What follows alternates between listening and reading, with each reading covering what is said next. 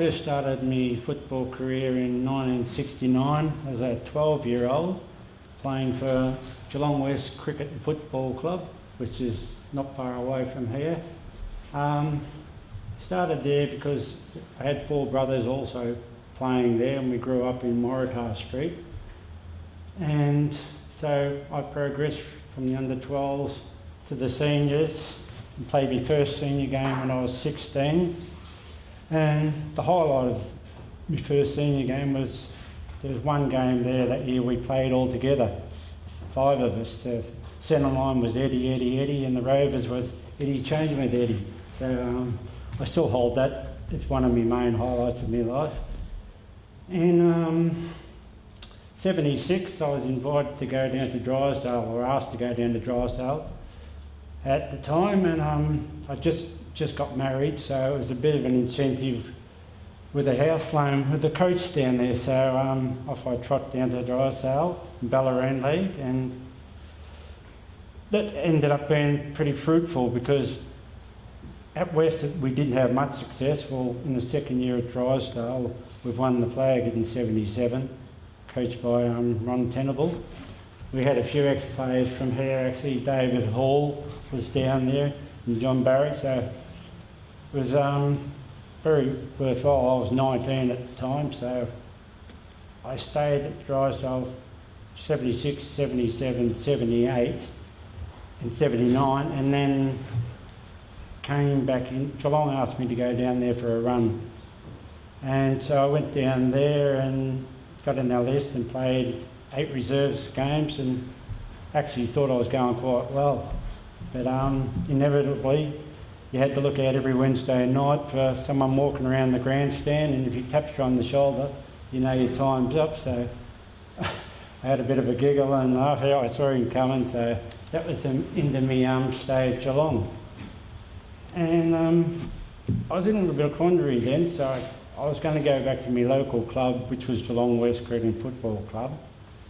But a good friend of mine, Brett Tawney, who was also down in Geelong earlier, kept inviting me back to Red West. He said, come over to Red West. He said, it'll be good. We'll start again. And so that was mid-season 80 I came over here, and I think it was Ricky Brown at the time coaching. Didn't have a lot of success that year, but it was quite enjoyable, which surprised me because I didn't think I'd actually like the Sunday football, getting up to work the next day and all that. But we had a good bunch of blokes, so I was quite enjoying it. And then 81, Gary Hamer took over as coach, and I think Gary only coached for the 1 year. So we were still struggling. We were just midfield. I think we just missed out on the finals that year, and then the following year David Harris took over, and when he came he also brought 3 or 4 players over from Geelong, which was Michael Higgins and Steve Nichols and Andrew Evans, which with the team we had then, it was quite formidable. We were only young, and we ended up getting to the grand final, and it was Preston that ended our run, which was really disappointing because structurally I thought we had the team to win that. Everyone says that we were a bit young, but I differ on that. I thought we could have taken them by surprise actually at the time, because Ray Shaw was coaching them, and we had numerous opportunities, but our goal kicking that let us down. They were very strong at the time, not taking nothing away from them, but they're the ones that I look back now and say that got away. In 84, we were again very competitive. We got to I think it was a preliminary final before Frankston ended our run, and they were a power, I thought. Anyway, in that one game there, I didn't see it out. I was taken to hospital after a collision with my own teammate. It was Eric Wilson. We went in to tackle this fella, and he's brought his knee around and got me right in the spleen, so that was the end of mine. And that was 84, 82, 84, so finished out 85, and then I went across to St Albans. Brett Tawney also went across there, and Mark Dowhouse. So St Albans had never won a flag in the senior competition, so it was a very good ambition of ours to see if we could do something about it. And 86, we got into the grand final, and lo and behold, I was KO'd on the training track on the Thursday night, so I didn't participate, and they went down to Newtown at the time. So 87, we butted up again, and were successful under Terry Emons. We followed that up in 88. So 77 was against Newtown, 88 against St Joseph's, which was very good, really, because people say we bought the premiership, but you've still got to win them. Doesn't matter who you're playing against or who you've got. So that was 88, 89. Stayed there. We weren't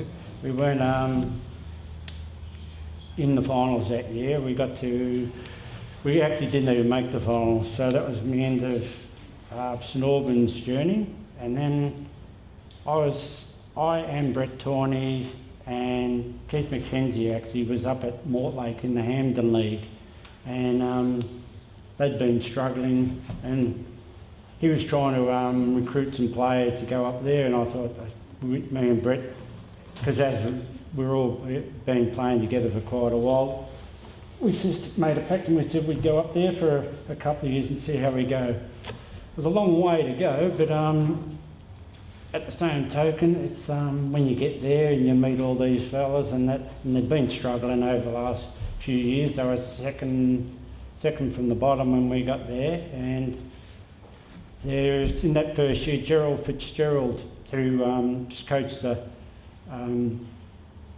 Port Melbourne in the VFA and the Ballarat sides in the interleague, and he was the coach. So we got up into the preliminary final, and I think our score was 13-26, if I remember. Our full forward at the time, which was David Messick, he had Mass, I think it was 9 straight behind. So that was our undoing there. So the following year, we also played off in the finals, but did no good. And that was my stint up at Mortlake. It was just too far to travel week in, week out to train and play. So on that, I came back with Brett also, and we ended up going back to, Brett actually got coaching St Albans, and at the time I had a young fella playing, my son playing for Grovedale, and I actually wanted to change and go with him, but Brett was adamant. He said, "You're not getting a clearance anywhere," and we hummed and hawed, and Terry Eamon, who was my coach over St Albans, was now coach at Grovedale, and I was my workmate. So a bit of a tug of war there, but I eventually stayed with St Albans for the 92-93 season. And there's one instance where we were actually playing Grovedale, and I lined up on my son, which was quite comical. He actually, going for a mark, he's quite tall, he's a very thin sort of a lad, but he's just reached over the top of me and taken this mark, and he's laughing his head off, and there I'm standing on the mark, and he's tried to run around me. It's the most funniest thing. I've just put out one hand and I've got him and he's just up there, changed hands, I've got the ball, and the way I went, so he'll never live that one down. So changing clubs again, I've gone at the end of 94, I've gone back to Drysdale. Greg Scott was coaching, and got into the preliminary final that year, and actually I'd been KO'd in the cops had a nice little whack to the eye, and I think I had a bit of vengeance on me mind all for the rest of the day, but we were we were beaten actually by Port Arlington at the time by about 11 points, and we didn't make the grand final, so that was the end of another year. And the following year I played down there without any success, and I was starting to get towards the end of my road football wise, and I journeyed back to St Albans once again, where I played 95, 96, no, it was 96 at St Albans in the seniors, and then I thought I asked to be dropped to the reserves just for have a run around, enjoy my football a bit more. And Adam Rogers was coach, and every time I asked to go down, he'd put me back up, and I'd go down and he'd put me back up. So in the end, they had this take you off and give you a rest, and my body wasn't ready for that, so I called it quits. I think it was 98, and so I'd had a pretty good journey. I was quite happy, and I did have one last game following me middle boy down at Anglesea. Kevin Purcell was the coach at Anglesea then, and asked me if I'd like to have a game in the reserves, and which I obliged, and my oldest son Scott was playing, so we had one game together, which that wrapped it up. My body was telling me I just couldn't go on, so overall very happy with the way everything panned out. How would I describe myself? A nuggety rover I was often referred to by Lindsay Toulon in his columns.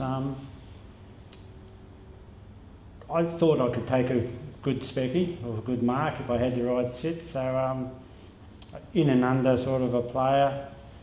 I thought I had deceptive speed over 10, but I was no good over a distance, but had no trouble running the game out. So yeah, I don't know, had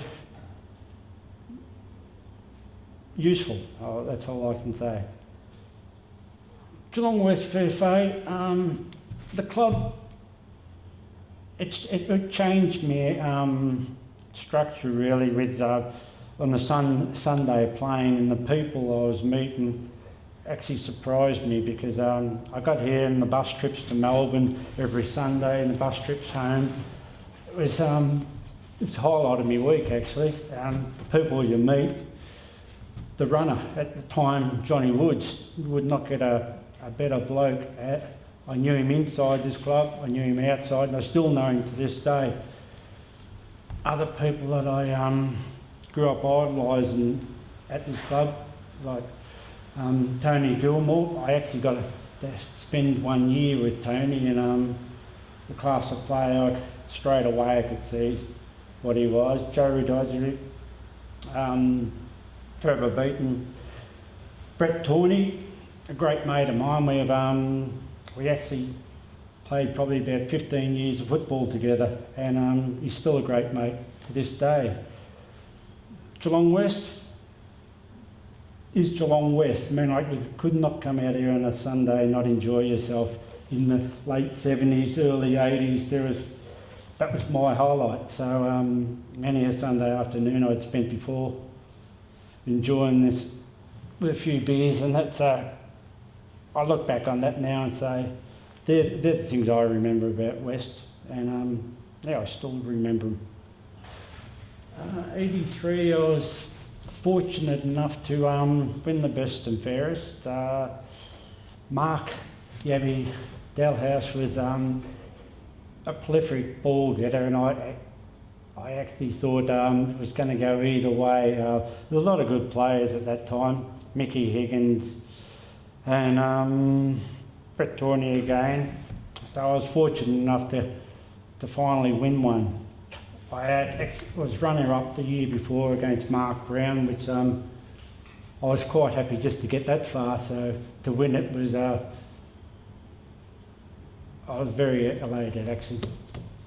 The game back then was very tough. You know, you had the blokes like Kenny Mansfield from Sandy, who wasn't backward and coming forward. I remember one time there we ran out into the ground before the game, and I was bending down just doing my shoes up, And I thought, look out, I could see them all coming, and I didn't have time to really move. And next minute, I'm on my backside with my nose spurting. So it was a brutal initiation, but at the same time, I remember when the ball was bounced, I turned left, and there I see Kenny laying on the deck, and all I saw was Paul Walsh and Brett Tawney give me the wink. So I thought, happy days, this game's going to go all right. No, there's a lot of strong characters. Phil Cleary, he didn't take a sideward step, but he had the men behind him, I thought. So wasn't one where you could be too cheeky, because you were going to get what you give. So you had to watch your own head. You've given your heart to get here, and your soul to get it right. You can take 'em boots and all, but it's sure gonna take a fight. When you spend all week getting to your peak, you're gonna have your say. You bet. On Sunday, it's the BFA. It's Sunday, you're gonna make your play for the BFA. Today you're gonna fly. It's Sunday for the BFA. It's Sunday.